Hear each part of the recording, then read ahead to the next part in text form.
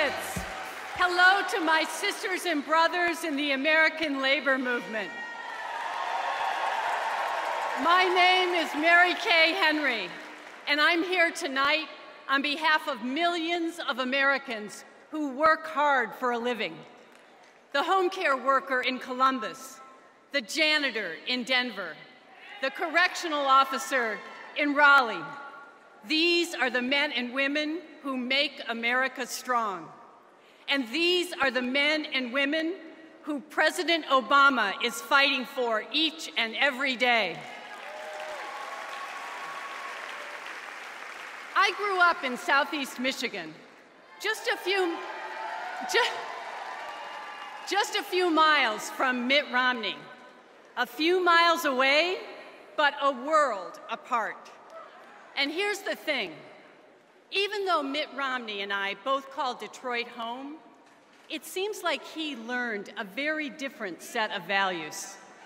When Mitt started out in business, he invested in the companies who were pioneering outsourcing. He loaded up companies with debt, and when they went bankrupt, he walked away with profits. And he left workers who lost their health care, their pensions, and even their jobs. We just learned that his company, when it found itself in trouble, asked for a government bailout. But when more than 1 million auto workers from Michigan to Wisconsin to Ohio saw their companies fall on hard times, you know what Mitt Romney said? Let Detroit go bankrupt. Time after time, working families have paid the price for Mitt Romney's success. Those are his values, and make no mistake, those are the values he would bring to the White House.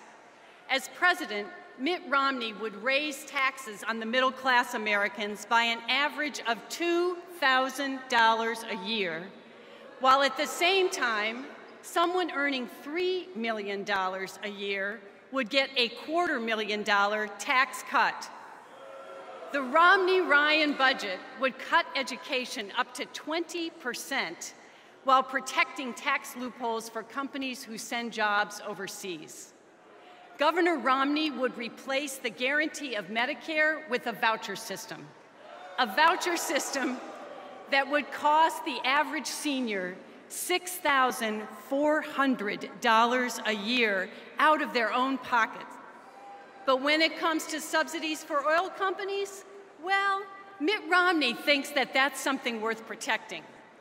Middle-class Americans cannot afford 4 years of Romney economics. We need a president who fights for us, and that's what we have in President Barack Obama. We have a president who fights for women like Maria. Maria is a custodian from California, and thanks to health care reform, her daughter is covered under health insurance, and Maria's mother will never have to worry about losing her Medicare benefits.